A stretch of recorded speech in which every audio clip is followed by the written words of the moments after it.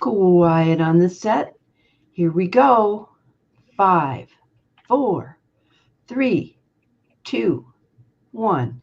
Hello, everybody. I'm Dear Myrtle, your friend in genealogy. Welcome to Mondays with Myrt, where we talk about anything and everything that's come across our genea-desks since last we met 2 weeks ago.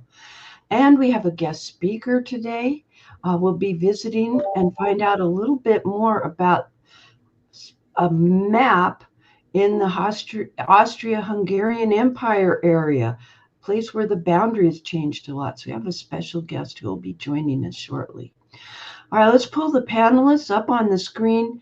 Like to know, folks, what you have been doing in the last 2 weeks, genealogically speaking. Let's start with Ellen. Yay. On Saturday, I spoke at the Alberta Gen Fair in Red Deer, and I spoke on organizing your genealogy, and I think it was pretty successful. Nobody fell asleep, I don't think. Well, I told them what they all had to do jumping jacks if I caught them. So. If they were, that's a great thing. It also sets the tone as a speaker that you're approachable and you have a sense of humor, and you can, good on you. I want to spotlight anything and everything that my panelists. And I'm speaking again on the 8th of May in Sherwood Park, which is just outside of Edmonton. And I'm speaking about DNA and with some bonus genealogy sprinkles. With some bonus genealogy sprinkles. Sounds like a plan. So is there a virtual component or is it in person only? What do you know? That one's in person. Yeah. All right, but still tell me, because then I can still, and give me the promo graphic and I'll send it out on my Substack. Okay. All right. Hillary, I'm going to take you later because I know you have a screen share set up. So let's start with Dan, or go on to Dan. You have a new computer. Did the other one die? What happened?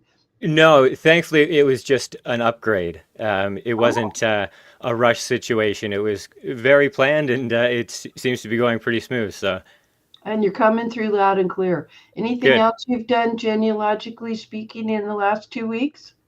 In about a month's time, I'm getting ready to take a little genealogy vacation down to the United States. So I've been trying to really get all my ducks in a row with regard to that. As I'm only going to be there for a short period of time, I really want to make the most out of the time that I'm down there. I hear you. Will we have another Mondays with Myrt before you leave? There will be one more, yeah. All right. So next time, let's have as a topic preparing for a research trip. And you can tell us what you are prepared to do or have done in your preparations genealogically. And then when you come back, you can say, I wish I had done this, or that thing really worked. I think that would be appropriate. So yeah, that sounds cool. We can do a real life case study. That's good. And we want pictures too. All right. So Cousin Randy, what have you been doing? Genealogically speak. What have you not been doing? You're muted. So when you're in the wings, folks, you're muted automatically. But Randy has muted himself up on the, there he goes. He unmuted himself. There we go. Yeah, I forget. It's okay. So I've been typing. So your fingers are dying. Well, they're well exercised. Yeah. So I've started using Substack to tell stories and to highlight my blog posts. And so I've been double publishing a few on my blog and on Substack. And then I've been working on artificial intelligence stuff, trying to get my biographies consistent and ready to put into a book. Very good. I have more to say about that Substack side of things. But let's turn to Hillary, and then we'll see what's happening in the community, and I'll introduce our guest for today, special guest.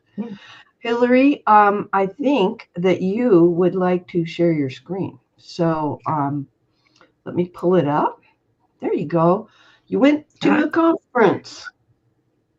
Yeah, I've been to Liverpool this weekend, and much as you might have gathered, a certain amount of it was based of the talks were based on the fact that we were actually in Liverpool. I've got a list here of what the conference program was. And you met a few folks. And that's the part I love. Yeah. Who did you meet? Right. Let me just share who I met. Yeah. Right. So the first person that was speaking was Jen Baldwin from Find My Past, and here I am with Jen. This is the area where we had our sort of meet and greet, and meeting up with people initially, and where we'd have our tea and coffee breaks and things. So so there's me and Jen, and I met somebody else as well, because there was a talk in between, but then Darius Williams from Family Search was talking about immigrants from Wales. Oh, I love it. There he is. He's been my mentor for years. Tell you about what we did, what we were talking about. Yeah. So maybe once our main guest has talked, we can perhaps discuss a bit more about what we were discussing in the conference. Well, thank you. Thank you. It's interesting. Jen is from Colorado and Darius is from Utah. And that points to the fact that the Guild of One Name Study is a worldwide or a global initiative. And it's all well and good. I'm very excited that you got to see them all.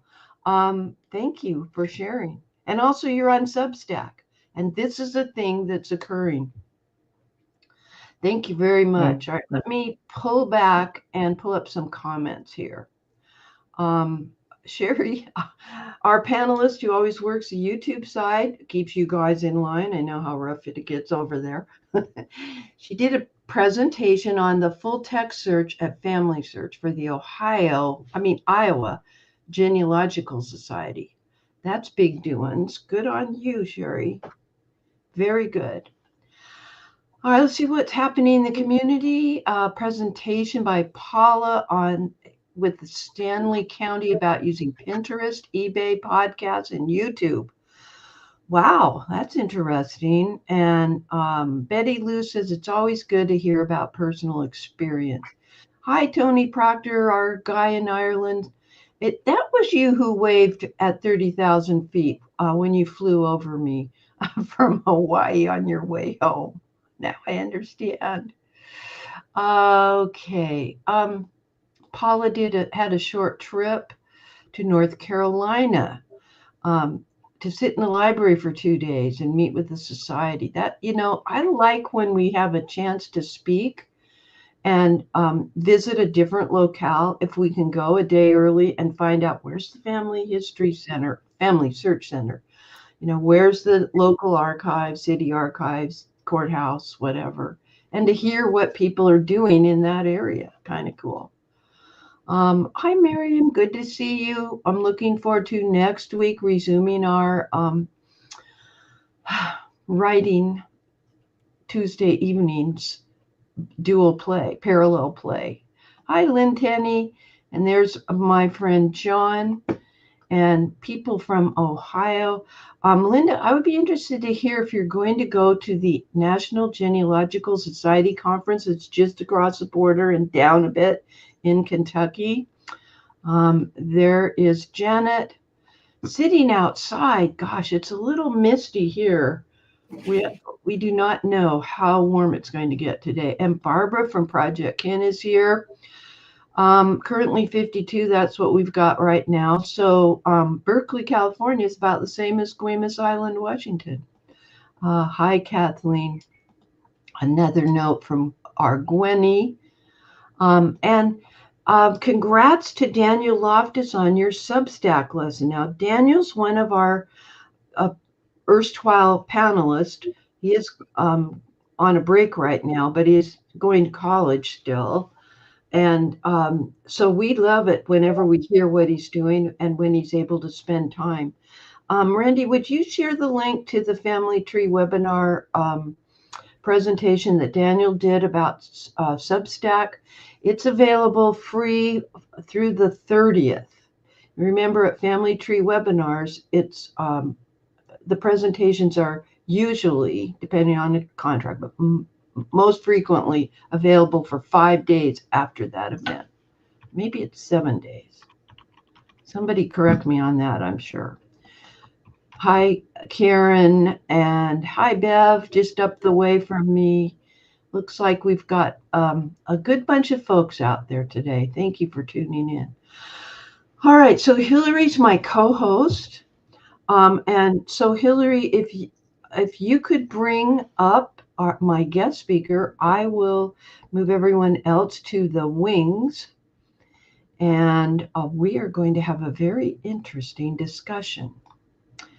All right, there we go. So it is my great pleasure to welcome Michelle here today.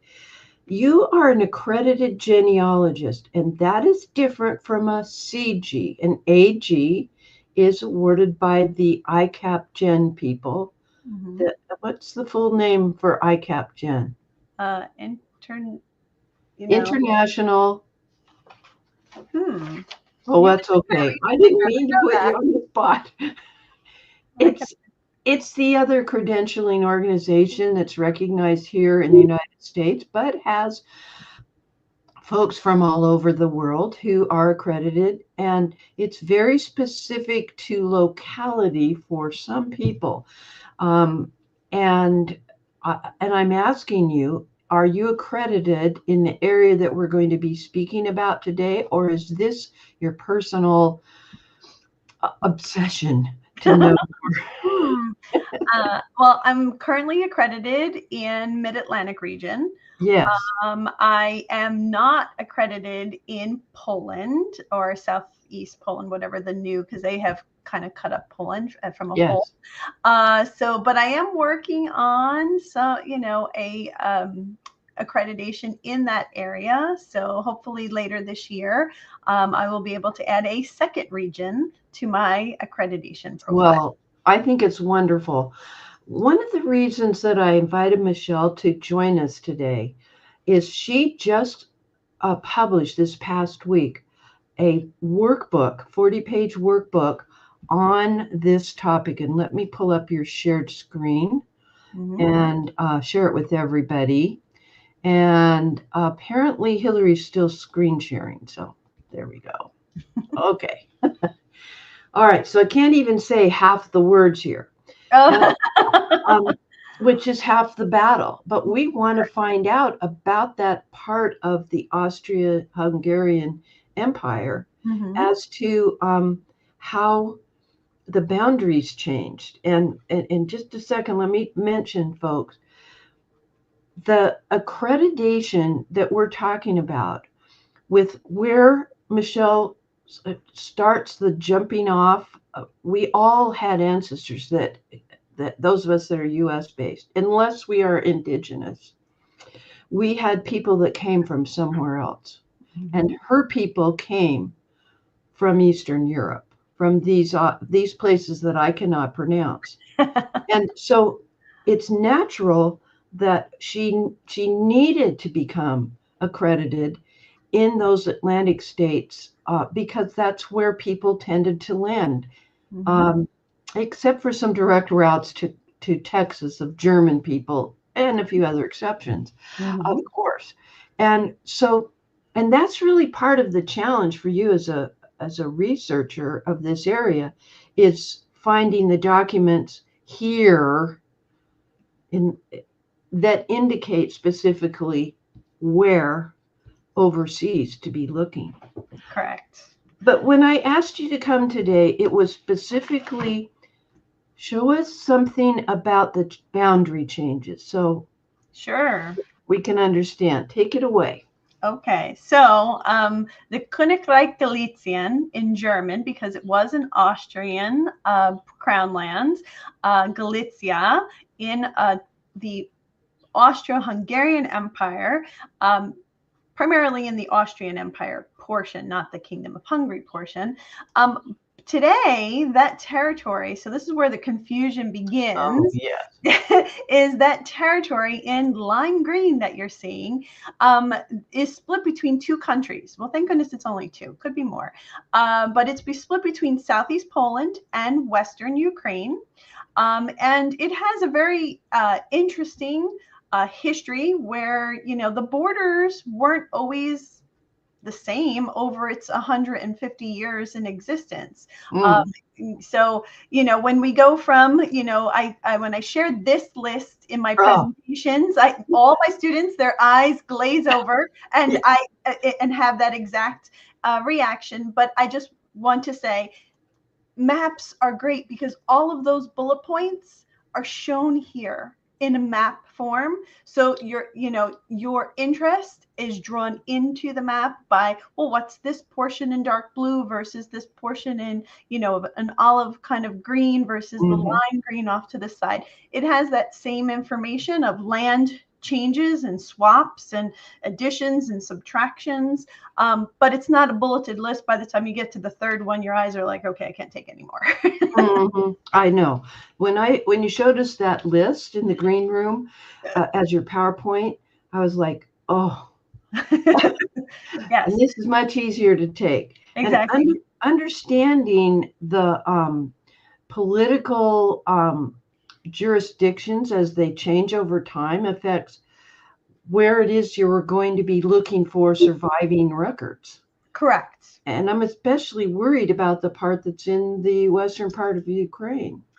Yes, well, thank goodness we are not experiencing as much military impact in our western oblasts in Ukraine, but they hear sirens daily for missile alerts. But Family Search, I want to, double high five to them. They have over 60 active cameras. Digital acquisition is amazing, their largest project ever. So, every time I see Greg Nelson and crew, that I just like, high fives and hugs, because they are just making amazing progress under some pretty crazy conditions. Yes. So what Michelle is describing is that Family Search is providing digital equipment, and not in every case, but in most cases, a couple who are service missionaries specific to running that digital equipment. And this is a major effort where, because it takes negotiating with the various archives and or churches, whoever holds the records, that's all has to be legally set forth by contract. Yes. And at one point I knew they had 29 cameras. To hear that they have 60 plus is new to me, and that shows a great uptick in that.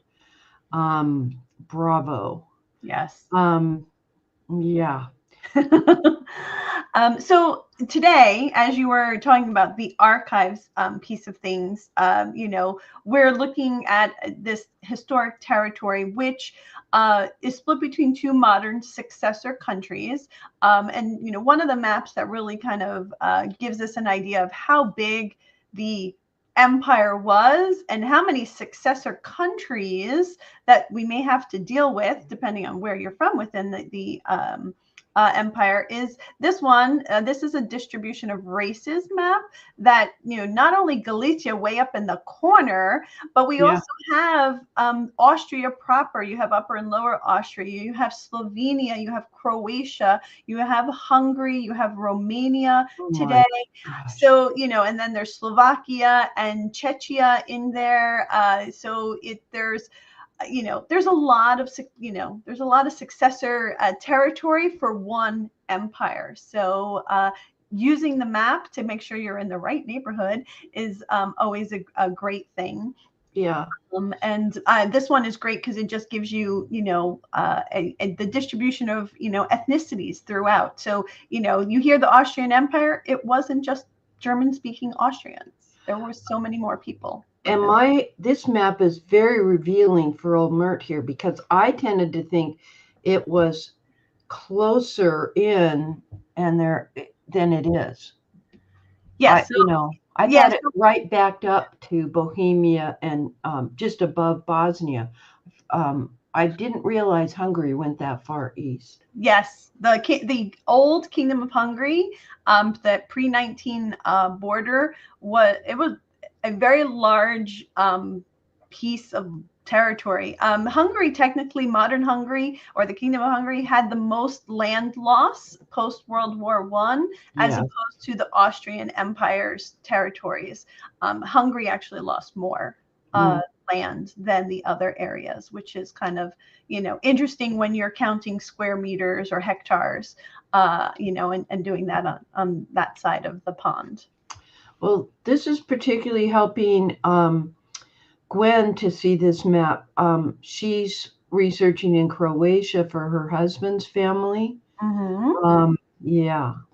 And yes, she has, depending on where in Croatia, she could be in Dalmatia or Kustland. So knowing, because that had two crown lands covering the same beautiful country that is Croatia. Yeah. And so you see how, folks, Michelle is able to pivot on the fly. That's her deep understanding of the overlap of boundaries over time and what kinds of records, where they would be found, under what current jurisdiction. You're also dealing with language variables. Yes. Not just colloquialisms like, Southern English versus New England, Vermont English. Mm-hmm. Yeah. So you have through 1867 on the Austrian Empire side of things, German is the national language or official language of the government. But depending on each of the crown lands, the second language was that of the local ethnicity. So for, an example for Galicia, we have Polish being that second language. Post 1867, Ukrainian or Ruthenian gains official status. So we start to see more things in dual language for those Greek Catholic communities. And same thing with other areas, such as in, Croatia, that Augsburg really gave, national identity a broader definition, within the empire. Yeah, and so it's not just language, the spoken word, it's the written word. It's a different alphabet set. It's different characters. Yes. And these are things that you love and that you can help people with. Now, I have downloaded your book, which is in PDF format. Could you again share the link with those on the YouTube side, please, Randy? We've had some late arrivals, I'm sure. And because I want to be sure that you will be able to have access. And there is a fee for it, like any of the books that Mr. Myrt and I buy. As you can tell, I have very little room left in the background in my bookshelf. I have that same problem. I'm really happy that it's a PDF. Plus, a PDF for me is so useful because it's every single word searchable. And if I don't know the right term or something like that, I need to go through the list of how many hits I have. And so that's very helpful to me. In fact, our friend Dick Eastman has digitized his own book collection because he wants to live light. That's an interesting editorial comment right there. All right. Yes. So thank you. Now this looks like I made that post, but Randy did it on my behalf over on the YouTube side. That is the link to your PDF book. You can also find out more about what Michelle does if you take the root part of that, genealogy.chebenko.us, and find out, because you do public speaking. You can be hired to do research for people. I'm just so happy to spotlight the work that you're doing, and thanks for colorfully explaining I'm referring to the color on the map, which I relate to better than the black and white list. Yes, those bullet point lists are, yes, they make, even when I have to create them, I'm like, oh, this is so dense. But map is so much better. But it's necessary, but it was so good to have it pivot that way. Yes. Thank you. Yes. Thank you so much. Thank you for having me. Finally, I'm so happy that my Monday is, has room to pop in to be a part of your. You're always welcome here. This is what happens with late breaking news, like the release of your book. It's that right then I will write to somebody, and I was so glad we could work this out. It was a serendipitous thing. We've known each other for a long time, and I greatly respect the work that you do. And you have a little bit of space on your bookshelf too, so good. Yeah, keep it up. Not much. All right. And you're welcome to stay with us. I know that you're preparing for another presentation later today. So if you need to skip out, that's perfectly okay as well. Thank you. Thanks. Okay, let's see what's happening. I want to pull Randy up on the panel, and I'll let Michelle go to the wings. I see that Melinda has joined on the YouTube side. Thank you for that. Let's see there. Randy, let me pull up your link because you have some talking to do with me about the ABCs of AI. I think you're muted again, dear. No, I'm not. I was just typing. I can't. Oh, okay. I can't do 4 things at once. I hear you. So. All right, I've pulled up the last link on that page, the ABC process, and I'm going to share my screen and zoom in. Okay, good. So as I've probably discussed many times, I've been experimenting for over a year with artificial intelligence to see how I can best use them for my research and family history work. Now, my goal is to create ebooks for my relatives and descendants and anyone else about my own ancestry and my wife's ancestry. So I have lots of records about all of them back, many generations, but I don't have many family stories about close family. And so how can I do this with consistency and better wordsmithing than I can create myself? I've told everybody I'm an engineer. I'm not a wordsmither. I'm not a creative writer. I think you're pretty good. Well, quantity versus quality, I fear. How best can I do this? I also, the goal, if I live long enough, is to create audio and video files about the lives of my ancestors and about my own life, and to try and tell my stories in my own voice. So after all these months of working in AI, I found a way to take the genealogical sketches that I have back through the 7th great grandparents from me and create something better. So I've gathered all this together in something I call an ancestor biography creation tool process. Okay? Okay. And so the process is fairly simple. For when I have an ancestor that I want to write about, I use Roots Magic and I put in all the data I have and all the sources and write notes that are in chronological order. And then I post that in a genealogical sketch. And that's what I have through the 7th great grandparents. So number 1 is gather the notes in Roots Magic. Number 2 is write the sketch so that it's semi-chronological and readable, or not. And then the AI comes in. So I have a PDF of a genealogical sketch, and I found that Claude does the best writing in the most consistent way.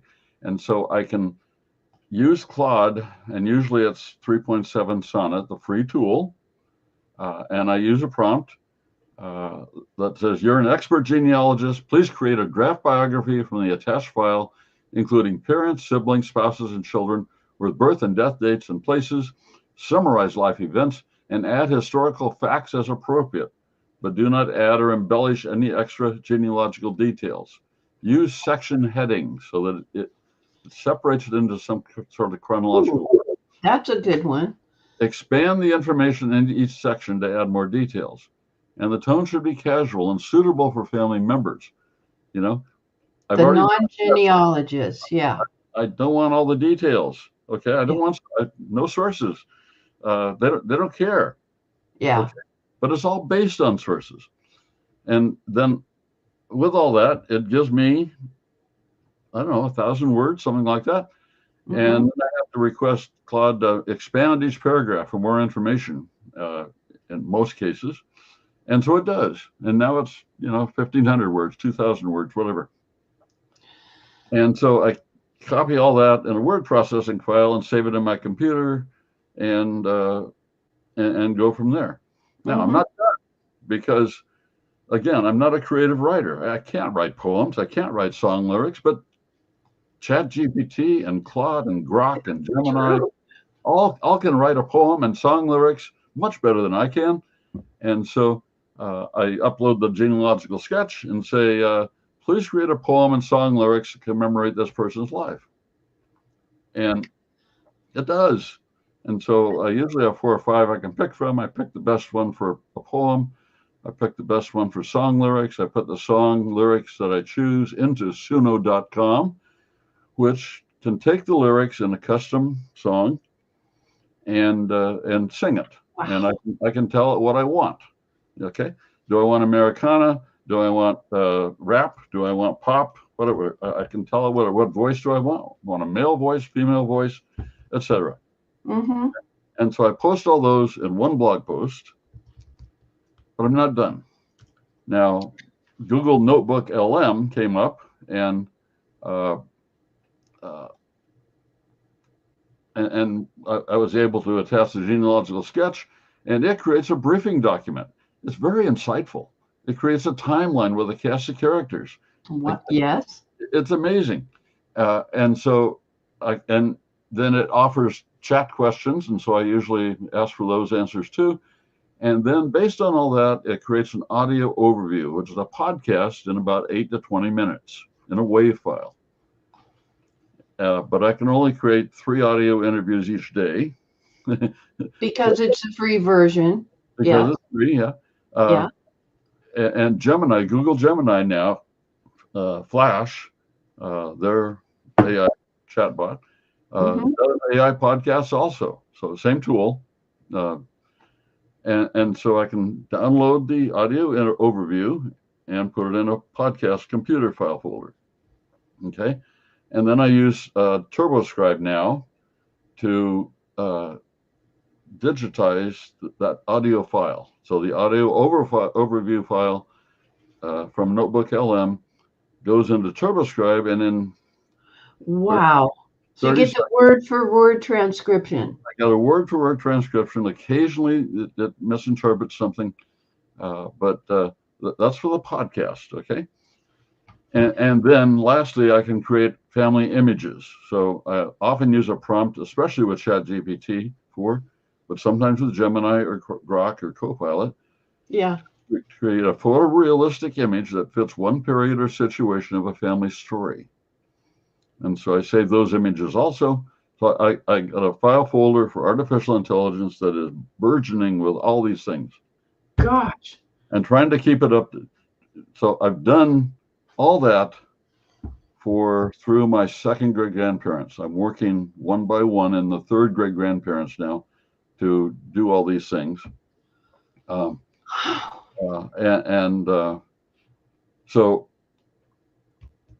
then there's a graphic further down. I don't know if you're okay. I'm coming to it.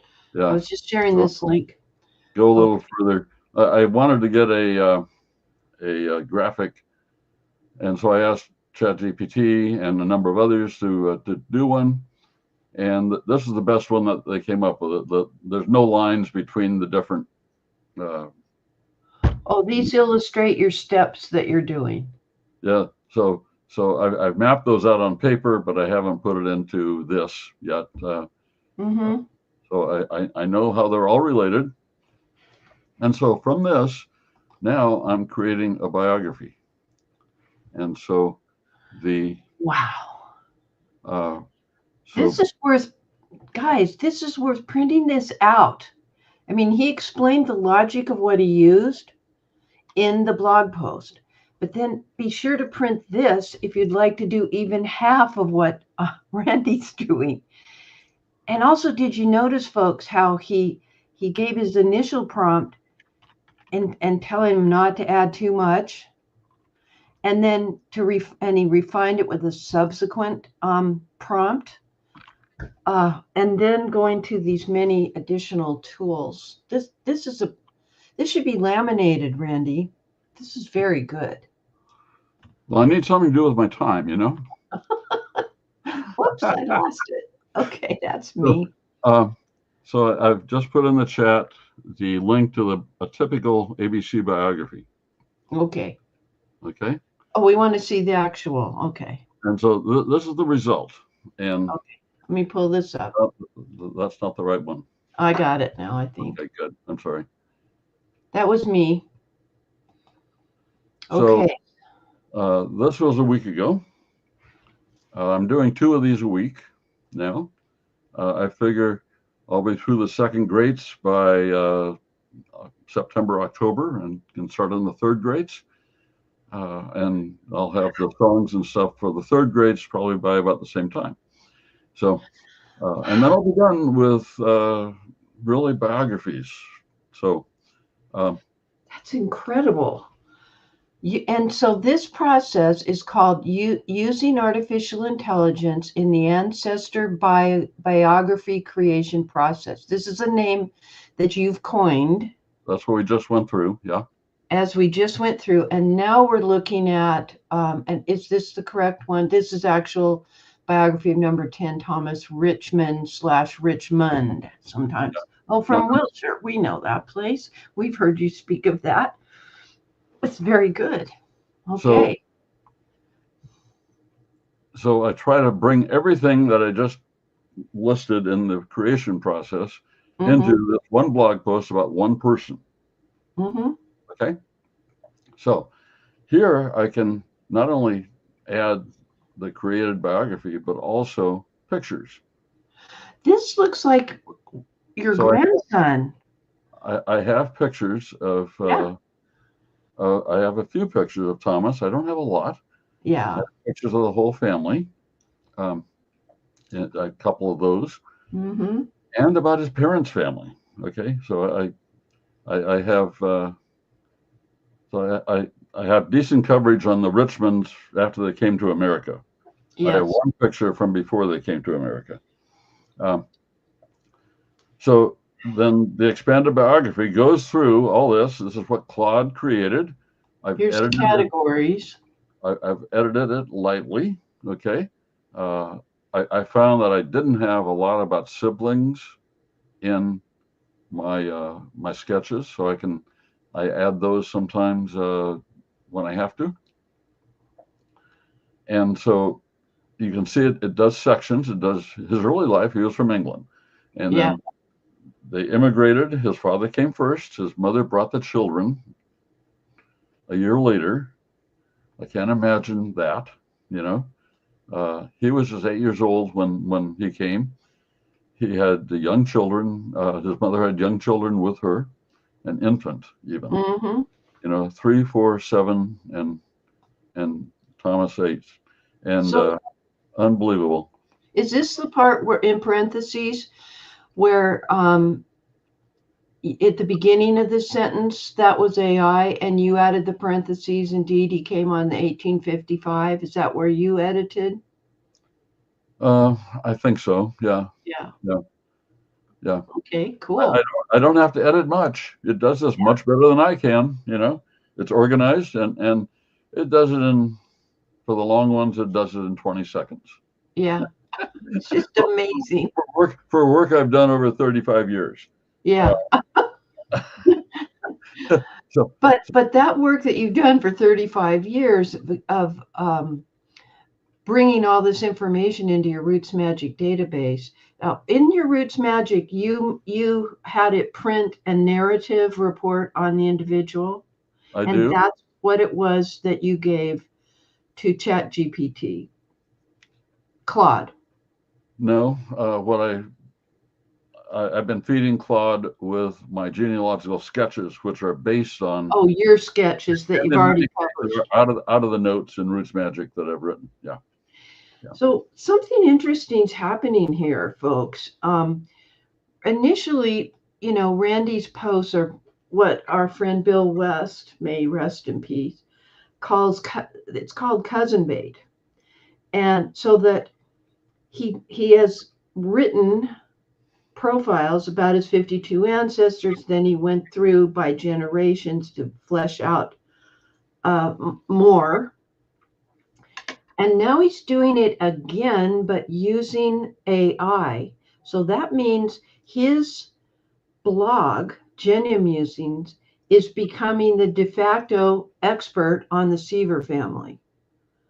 Because when somebody does a Google search or AI does a search on these Seavers and their relatives, there's two references on the same individual, but for a different reason. And that's okay. That's okay. Because what he's doing is teaching us in these newer posts how to use AI to build effective and intriguing, approachable write-ups about our ancestors based on his work of 30 plus years. Interesting. Okay, keep talking. You can see the historical information in some of these. Yes. So there's the list of his family that he came with.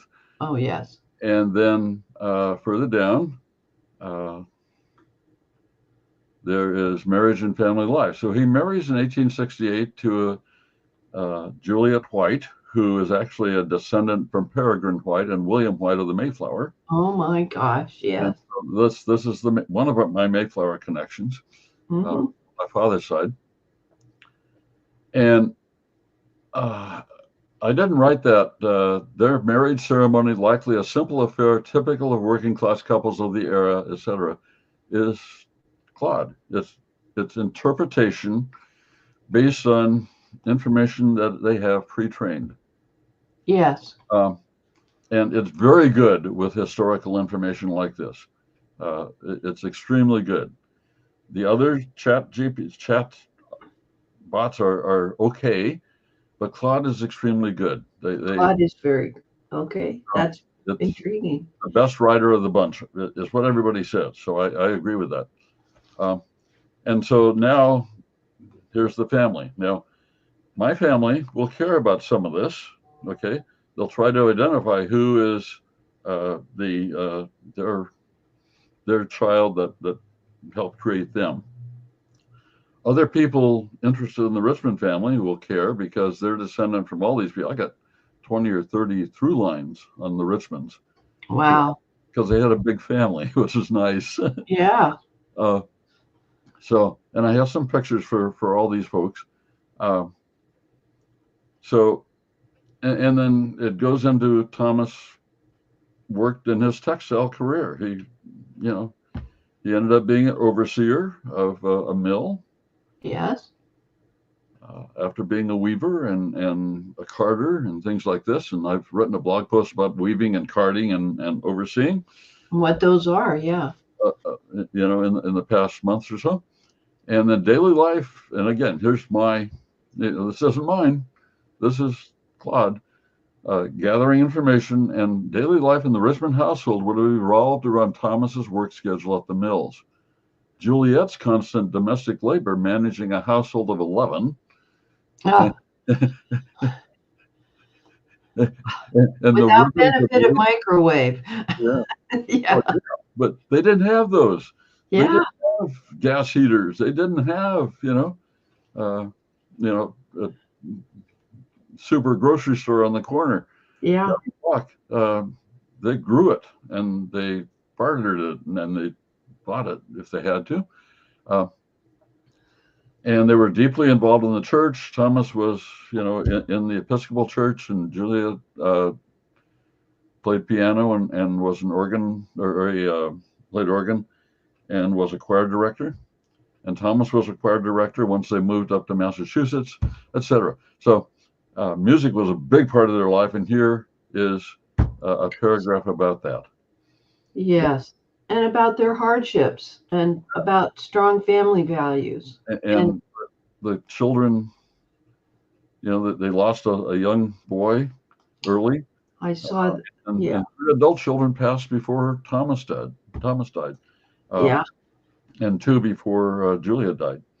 So this is, representing Victorian family values, and etc.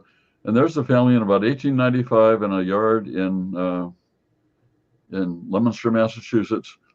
The lady on the far left is my grandmother, Alma Bessie Richmond. And wow. 1895, she's, maybe it was later. It's obvious that this is AI produced. You've labeled it, you've explained the process, which teaches people that they can do this as well. Yep. Yes.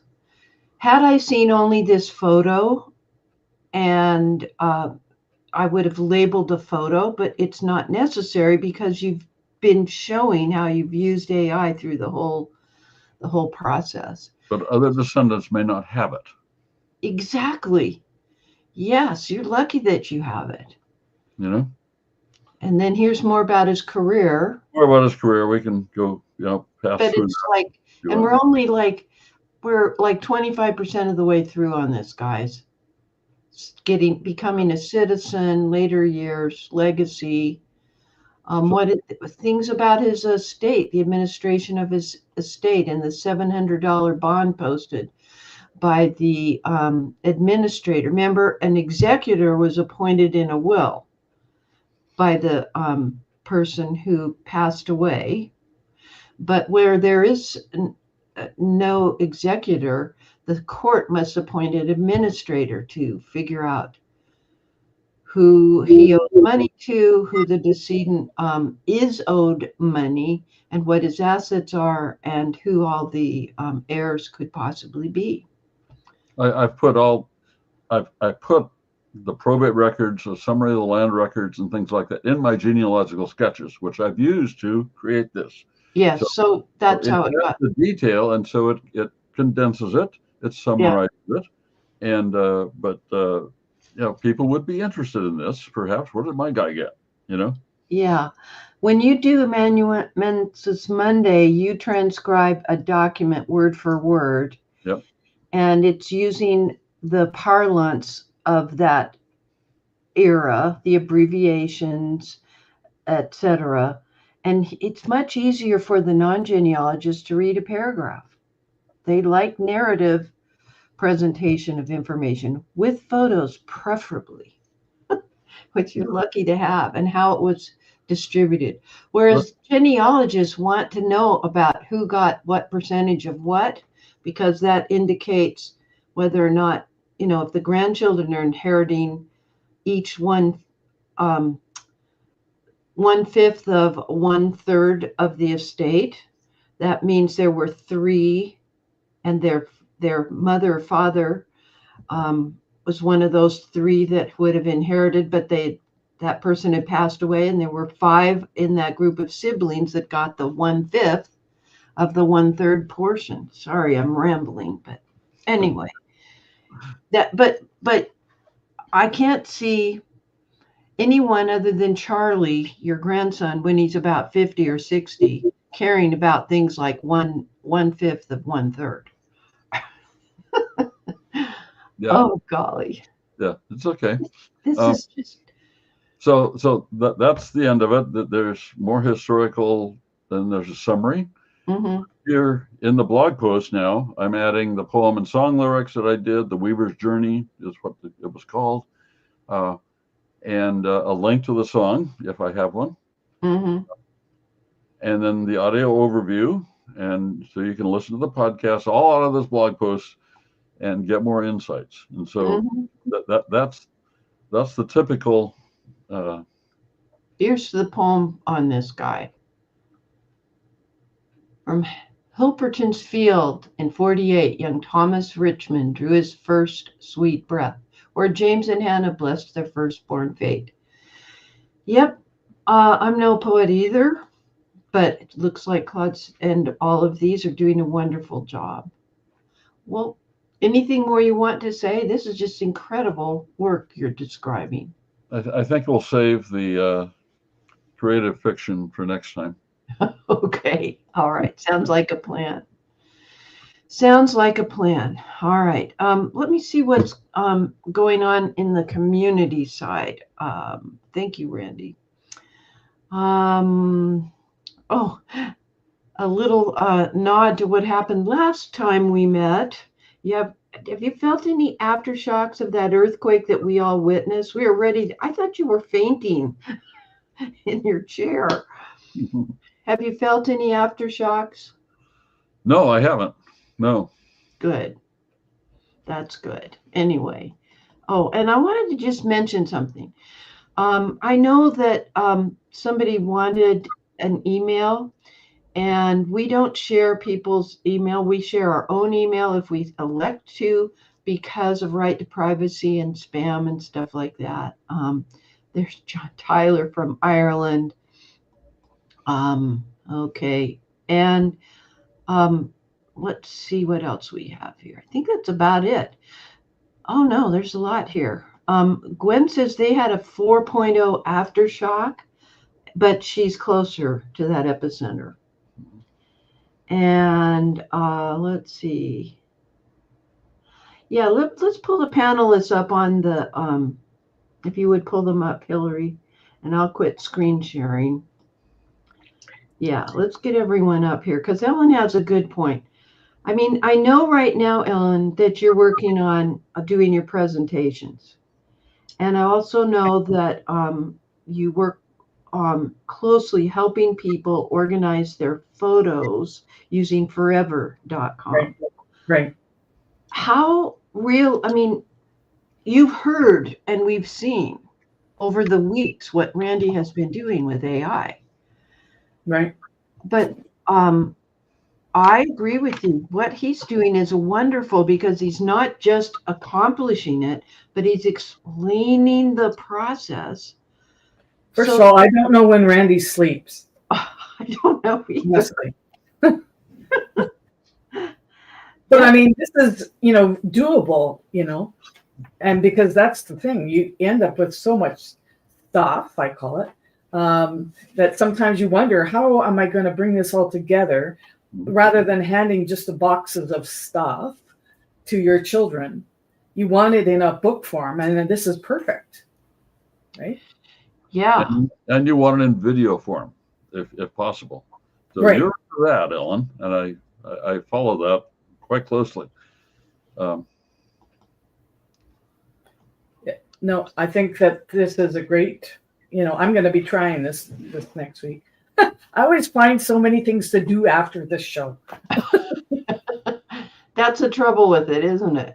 Yeah, sometimes. Yeah. Oh, golly.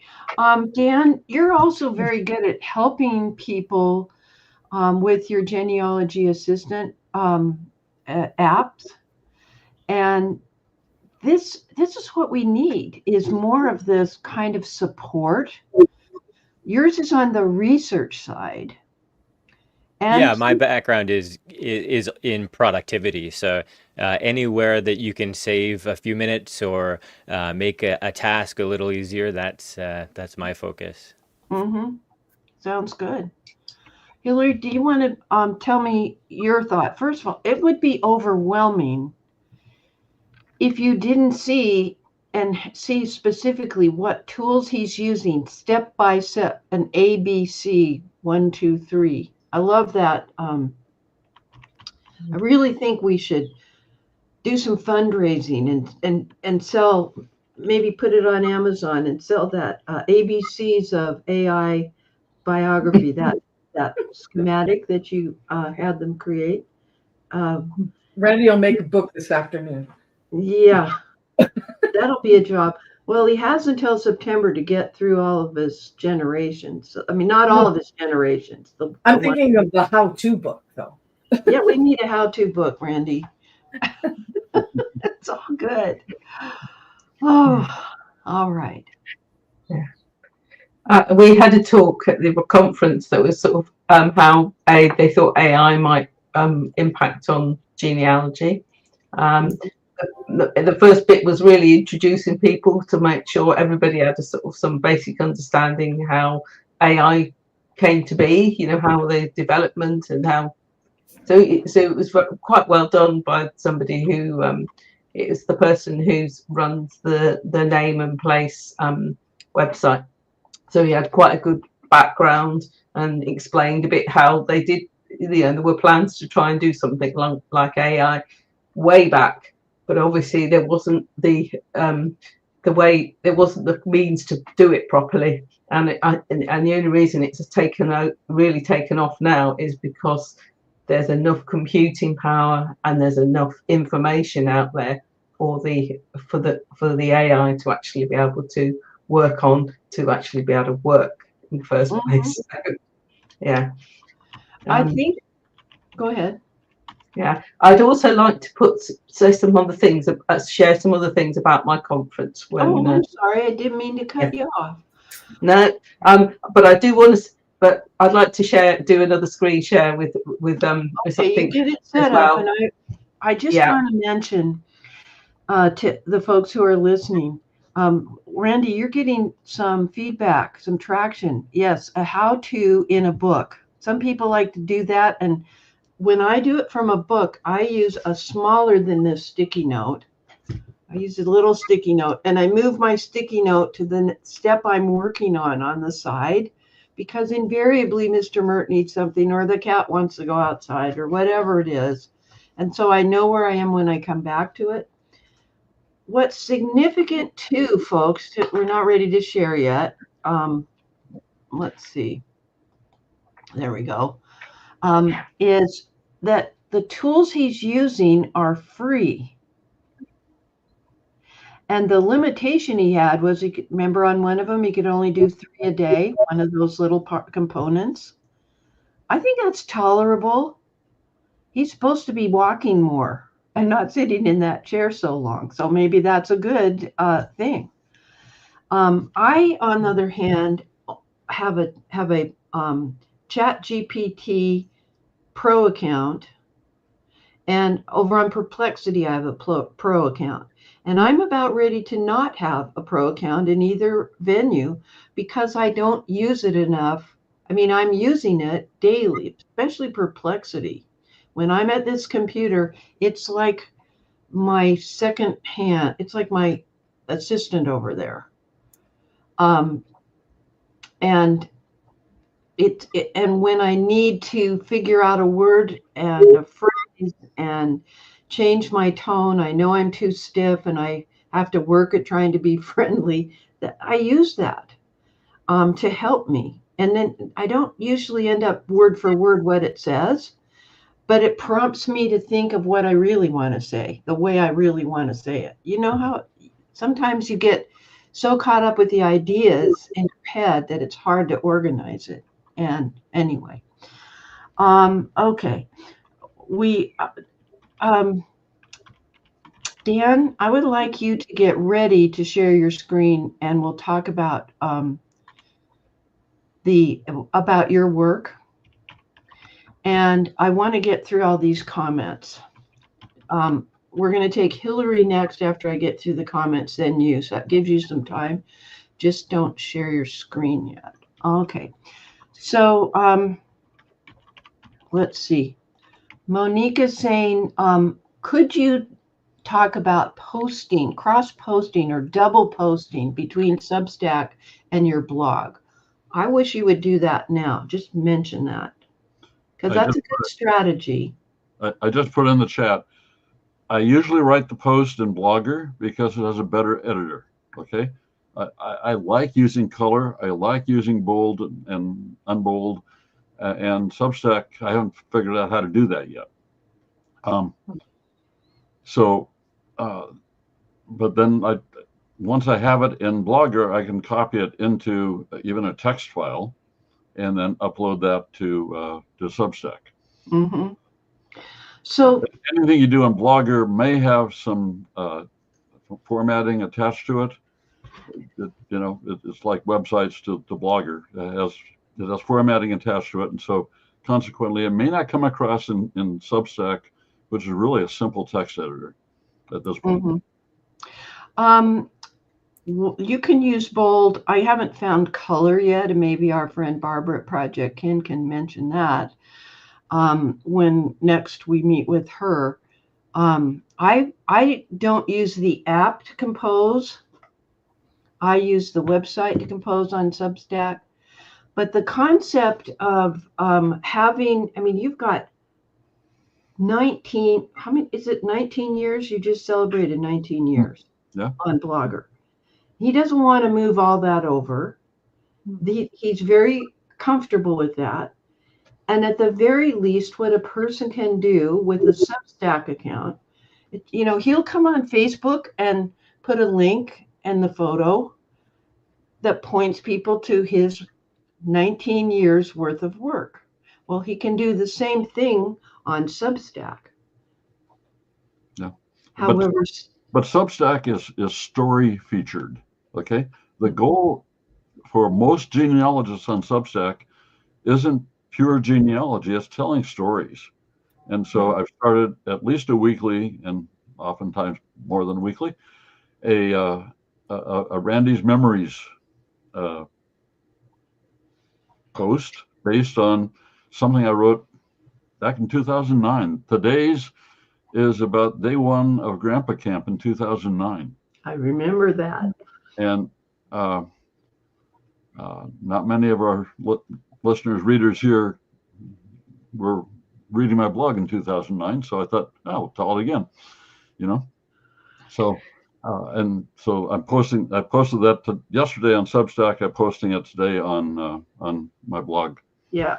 So. I want to talk to you about that concept of the writers versus researchers reporting over on Substack. And couple that with a conversation that came out at our Genia Bloggers annual meeting yesterday, where when it came to the free-for-all discussion of what they would like to see, what direction they'd like to go in,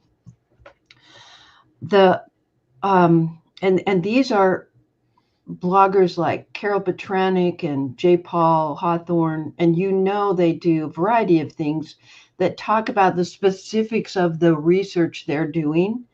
They want to move to Substack and need more guidance, and we're going to be setting up a Genia Bloggers forum over there based on their request. They want the openness of the platform and the fact that their subscribers will definitely receive notice of a post. And I will say that on Saturday, I made a post about Mondays with Myrt. And I made it in two places, on Facebook and over on Substack. Of course, I know what we're talking about here.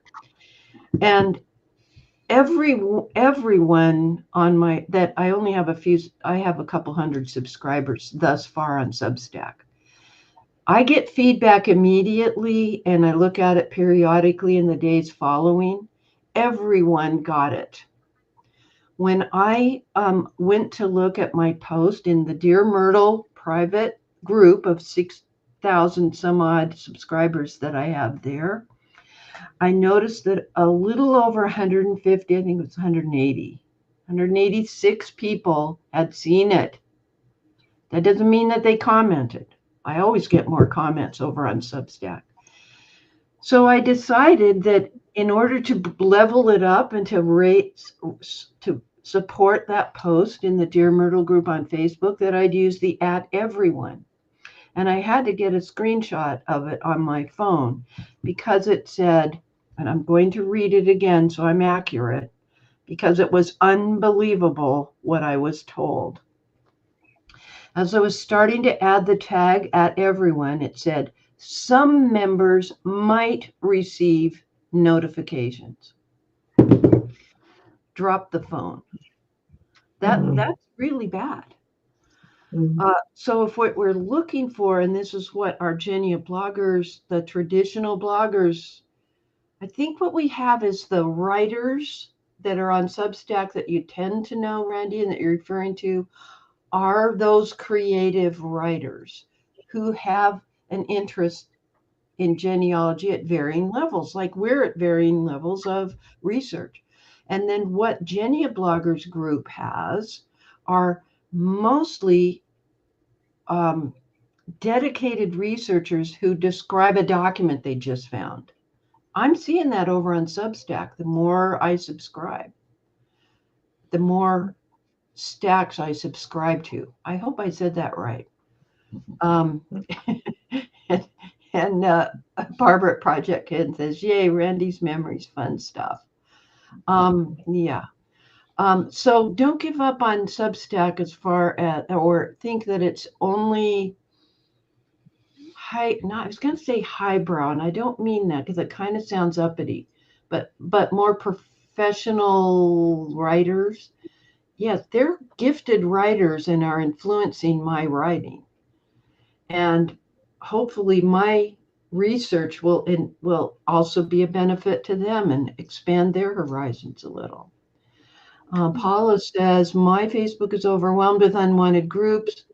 Actual groups I go to individually. You know, those unwanted groups posts are AI things that Facebook has admitted they are doing. They're providing these groups that Facebook makes based on your interests, as opposed to the actual group that you subscribe to. Yes, there's definitely a distinction there, and I've read a lot about it because remember I had to make a big decision about focusing my work via Substack. Okay, and Ellen, you said, okay. Oh, you talk to me about this. Well, I've been discussing with Chat. I actually use Chat a lot. It's becoming my friend. Anyway, his name's Theo, actually. Anyways, I asked it what was the difference, and it said that the difference between having a Substack and my blog is my blog can be, I own the domain, and it's more like the nuts and bolts of how I do genealogy. But that Substack can be more about the stories and the discoveries and because I never really post about my stuff. It's more about, on my blog, I post more about the things the tools I use and how it can help other people. But I don't know. And so that's I think that needs to be on Substack. I think we're going to have a big impact on Substack in that regard. So I actually posted my very first post today, and it's called, but my Substack is called Family History Hound's Notebook. And okay, just a second. Substack. Okay. Get me the substack.com. I'm logged in the private chat. Okay, thank you. Because then I can click on it. Okay. And I may not be subscribed to it. I'm not yet. Well, I don't know if you are or not. It says I'm not. I had 4 subscribers. Wow. Okay, okay. Because, okay, let's just skip that part. I'm not telling you why. And I would recommend you, and maybe later. Okay. Okay, so these are things you've liked.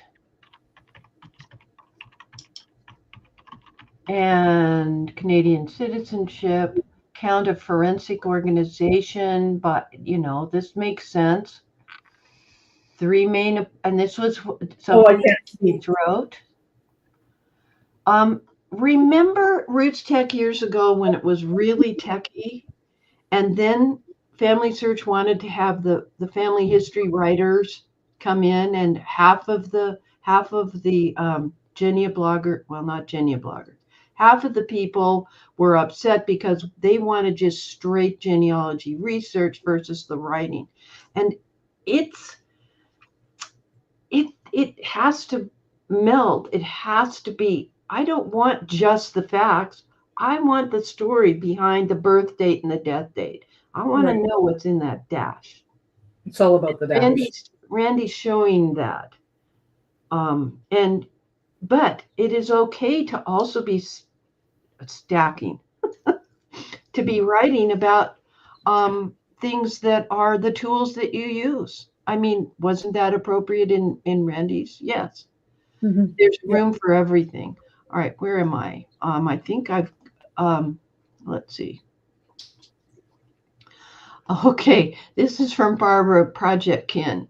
Absolutely, Myrt. It's not just writers. There's video, audio, photo, and text posts all the time. Okay, we know we're going to do things with Substack. Thank you for posting my Substack link. And now we can subscribe to Family History Hound. Let me give you that. And okay, I said let's switch gears. I'm taking a deep breath. I hope I got everything else. Project Kin.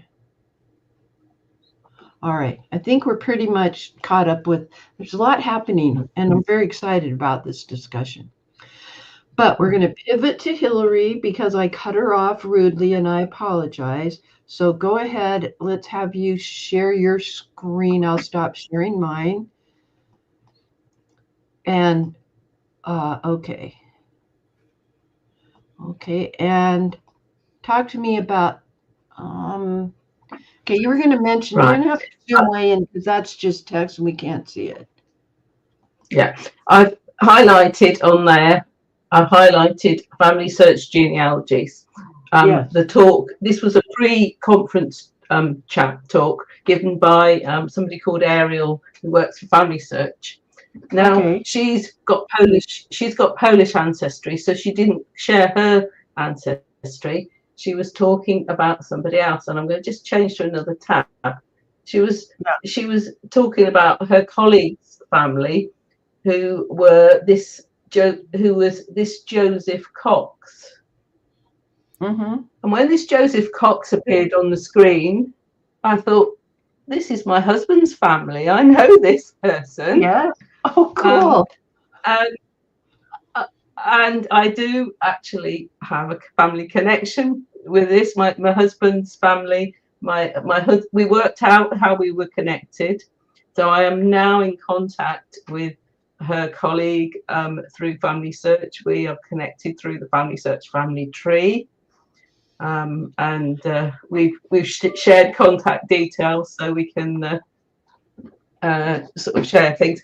But what I did post this morning before you move off that, I want to show something. Field of one name studies. Go back to that. Just lost Go it. back. Yeah. If you would, please. Notice above the word name, you have a navigation menu. Whoops. Go back to the Family Search thing, that tab. Mm-hmm. Okay. Yeah. All right. On this page, okay. Notice above the word name, even higher than that. Just don't click on anything. The navigation bar, you have records, images, family tree, genealogies, catalog, books, and wiki. So this is not the Family Search family tree, or that would be highlighted. Genealogies is an area where this is not the new CET program where we're going to be doing things. This is where a person can upload their tree, their GEDCOM file, basically. this has been around for a long time, and there is new work coming down the pike, and it's in beta, and I'm a participant in it, where I'll be able to collaborate. But because okay, we're having a lag time. She was talking about this. Yeah, sorry. That's okay. She was talking about this this new thing that they're planning on the talk. It was and she was asking us if we wanted to sign up for it. So I've signed up for it now. The CET, I think it is, isn't it?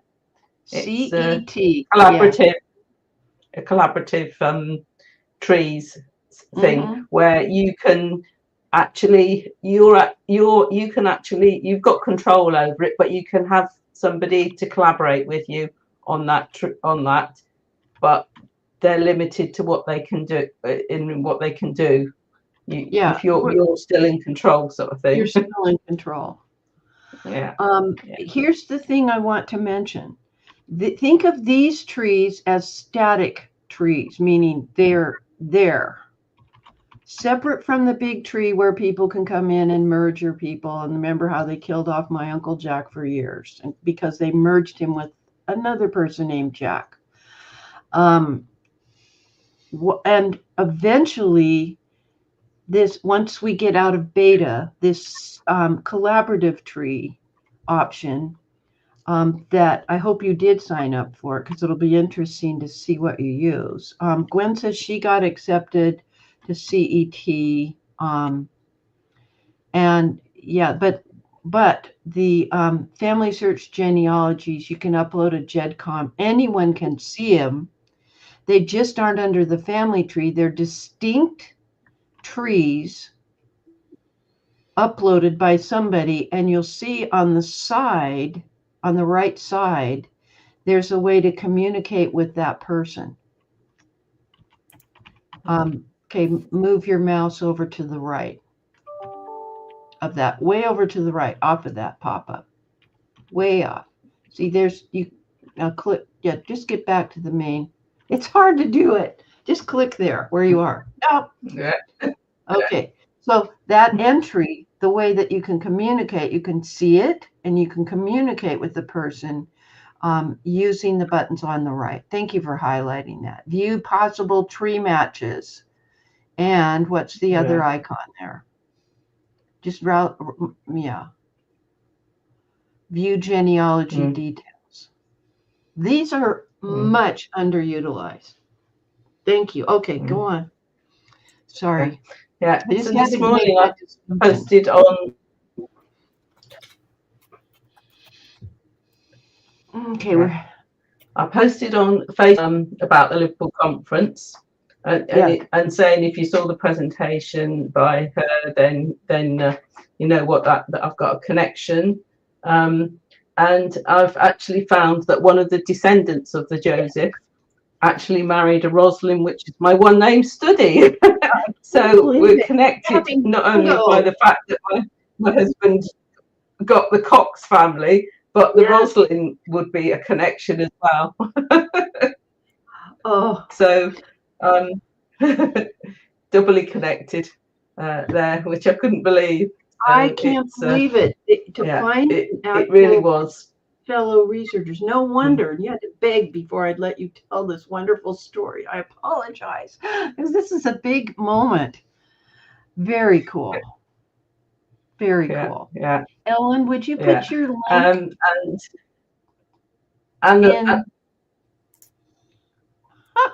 We're having such a hard time today with the lag provided. So it's all Myrt here. Yeah. If you want us to post a link to your, there we go. Thank you.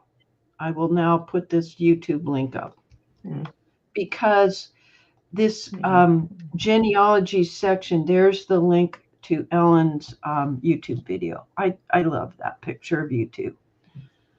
Okay, anything else? And then we'll go to Jen. Yeah. Briefly, Jen's section was really about stories. She was telling about British home children stories, a couple of British home children. And she'd done all the research that she had and that from British Home Church, and basically saying that we really need to be telling the stories of these ancestors or these people that we're researching, if we are going to get the younger. And it followed on later in the conference that this is the way to get the younger generation involved, is to have a story there. They're not interested in the pedigree charts, a lot of them, and unless they're really keen genealogists, they are more interested in the stories. And that followed on from what the discussion we've just had as well. The stories is so important. Totally get that. It absolutely right on topic. That's for sure. Okay. Thank you. I appreciate it this time. All right. Thank you. All right. So Dan, you've been patient. Let me pull up your screen and talk to me about what we're looking at. First of all, you're in what browser? I'm in Google Chrome. Yeah. Okay. And you're looking at Mr. Is this a guy? Yeah. So this is an ancestor of mine, and if you like, I'm happy to cover any sort of topics, but I could cover the really interesting thing that I found with the full text search on Family Search.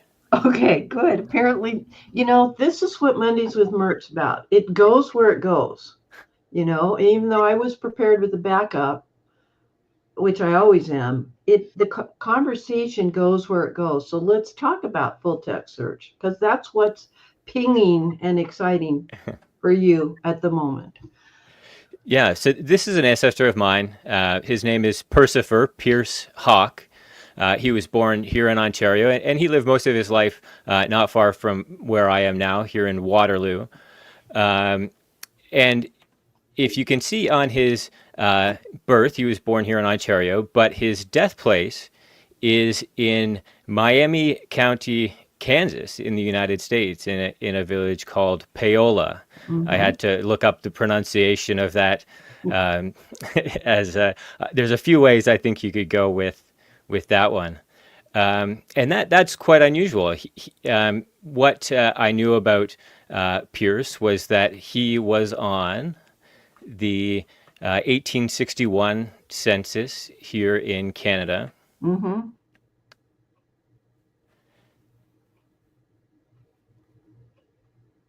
And somewhere.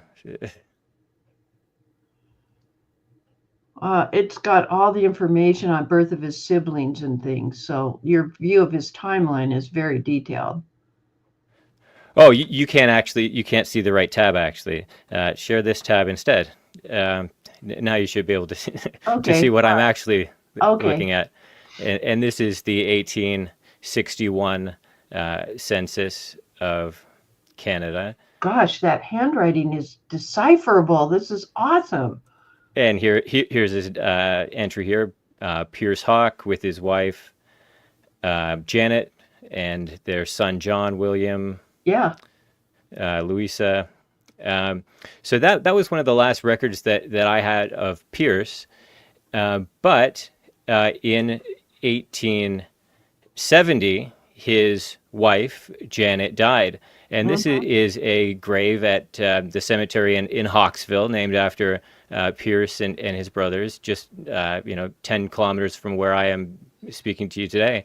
And if you weren't careful, you'd think that this was a headstone for Pierce, but it says Janet, the wife of Pierce Hawk, who died on I believe it says June 17th, 1870.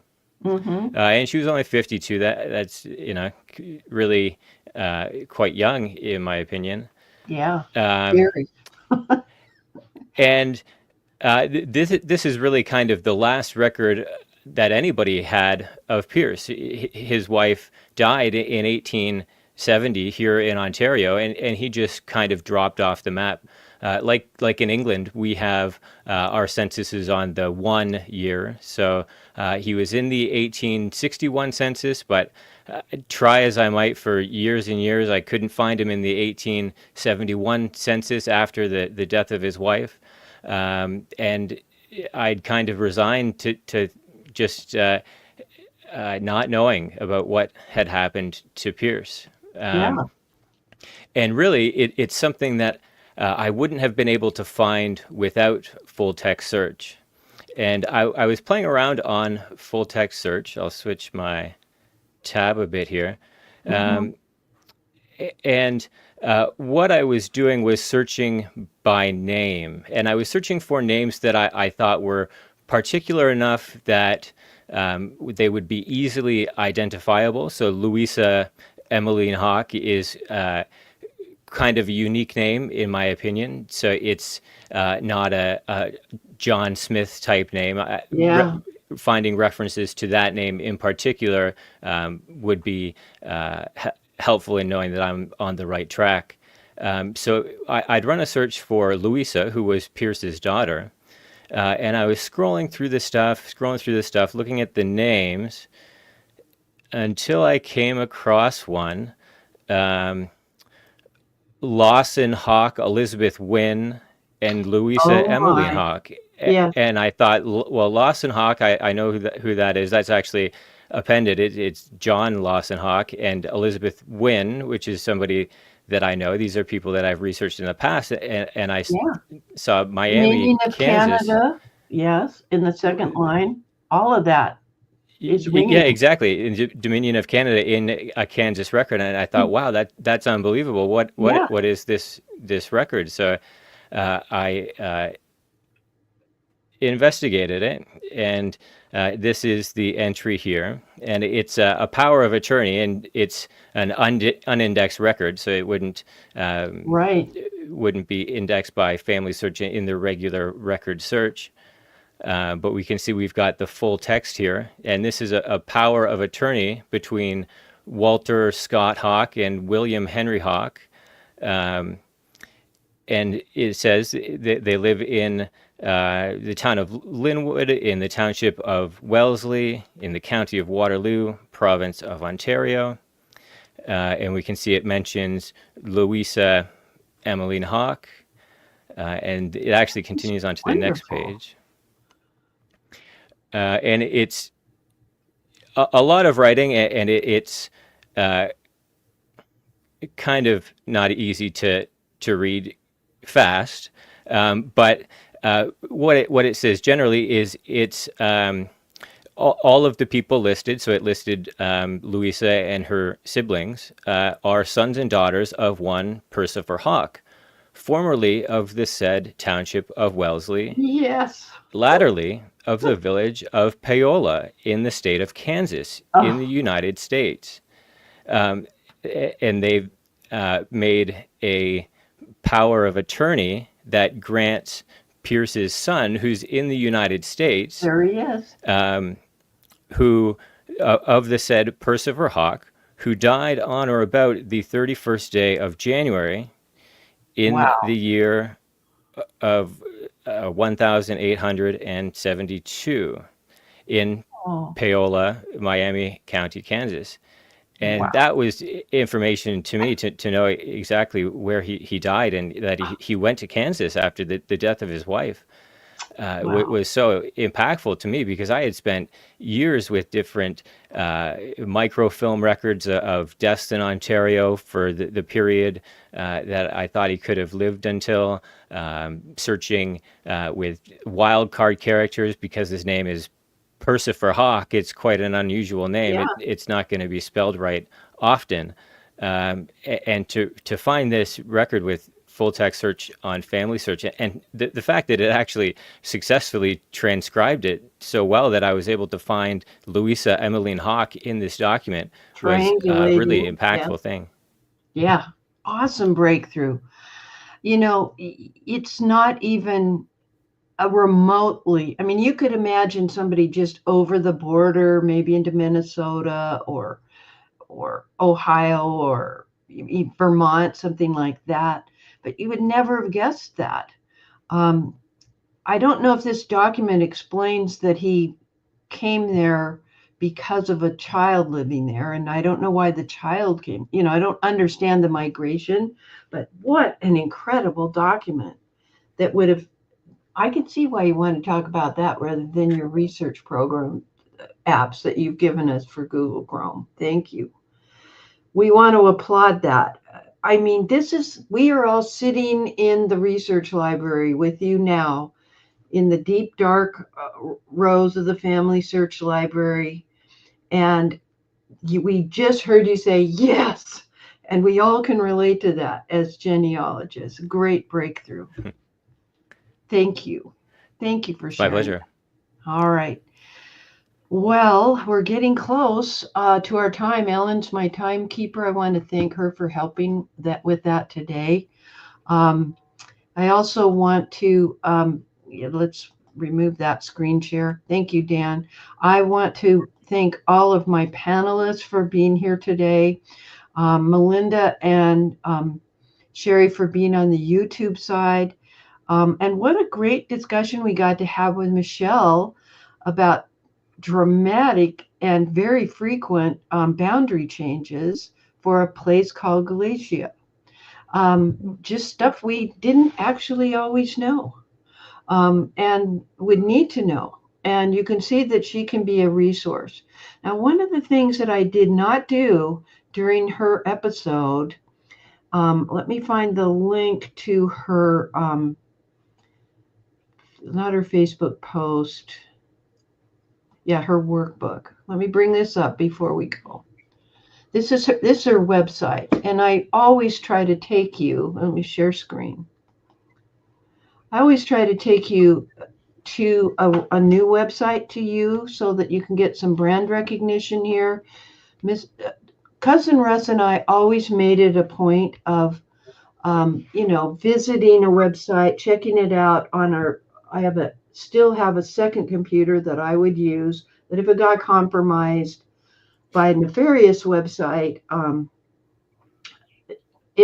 I could exist with this computer.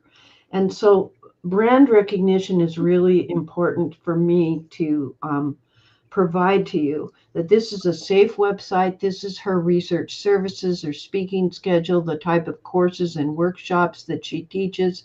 And then this is about her workbook for research in this area that I mentioned. Oh, it's 140 pages.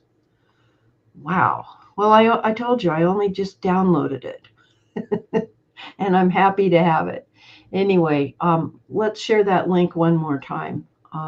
It's really wonderful when we can have a guest and spotlight the work that they're doing. Can you imagine that thatched roof?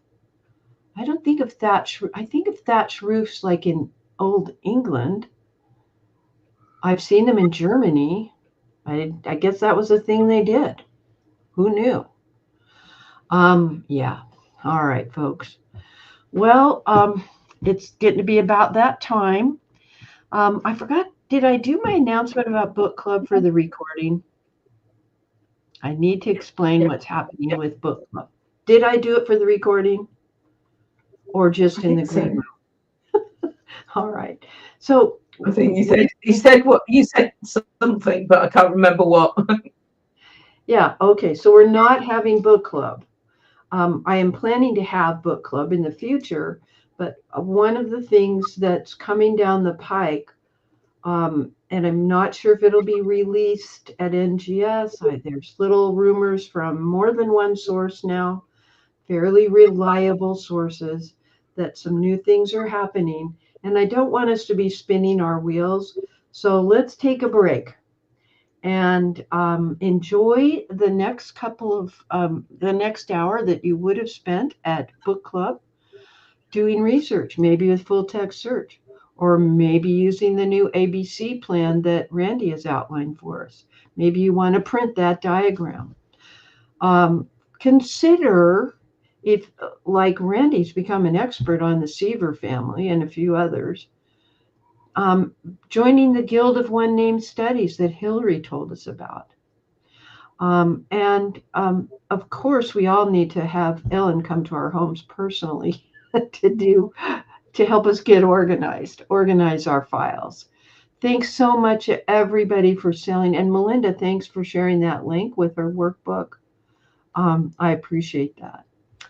And there's nothing left to say, but I'm Dear Myrtle, your not so retired friend in genealogy. Happy family tree climbing, everybody. That's a wrap.